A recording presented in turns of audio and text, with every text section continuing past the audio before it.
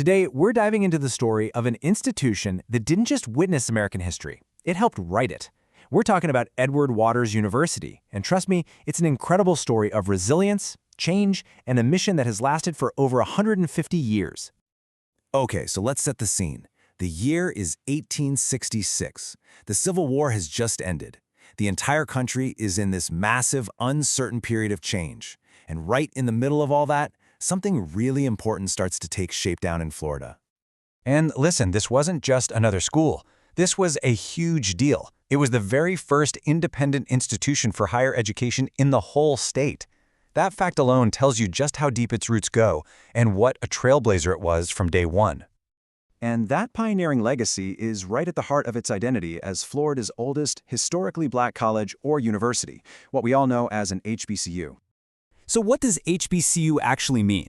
Well, simply put, it's an institution that was founded before 1964 with a very specific and absolutely vital mission: to educate Black Americans at a time when so many other doors to higher education were closed to them.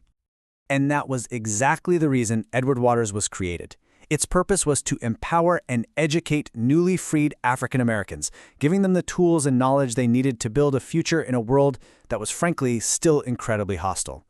Now, you'd think an institution with a history that deep might just, rest on its laurels. But Edward Waters, it's done the complete opposite. It's taken this massive leap right into the 21st century. So get this, it was founded as Edward Waters College way back in 1866. And then, in 2021, a full 155 years later, it officially achieved university status. And this was so much more than a name change. It was a huge transformation that kicked off a whole new era for them.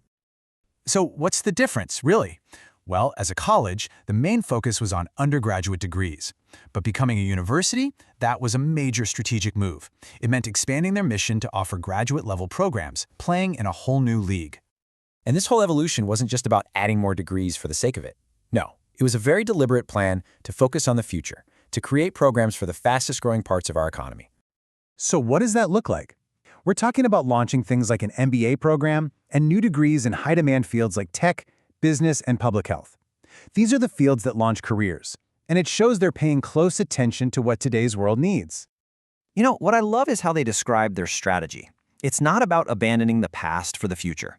It's about linking a rich cultural history with future-oriented programs. It's the best of both worlds, really. And when you boil it all down, even with all these changes, the core mission is still the same. The goal is to empower learners of color so they can not just get a job, but actually thrive and lead in the modern workforce. But the story doesn't stop at the campus gates. Edward Waters University is also a serious powerhouse for the entire community around it.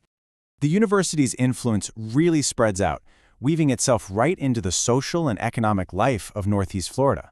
It's a key player, making the whole region stronger and more vibrant in ways you can actually see. I mean, you can see it in their partnerships. They're collaborating with world-renowned places like the Mayo Clinic. They also created the A. Philip Randolph Institute, which is this amazing center focused on social justice and economic policy. These aren't just bullet points. These are real initiatives that are strengthening the community from the ground up. So when you put all of this together, what you see is this incredible, enduring mission. It's a legacy that hasn't just been carefully preserved, it's been completely and boldly reimagined for today.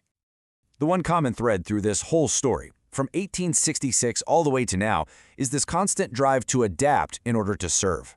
The university has never just stood still. It has always been evolving to meet the real-world needs of its students and its community.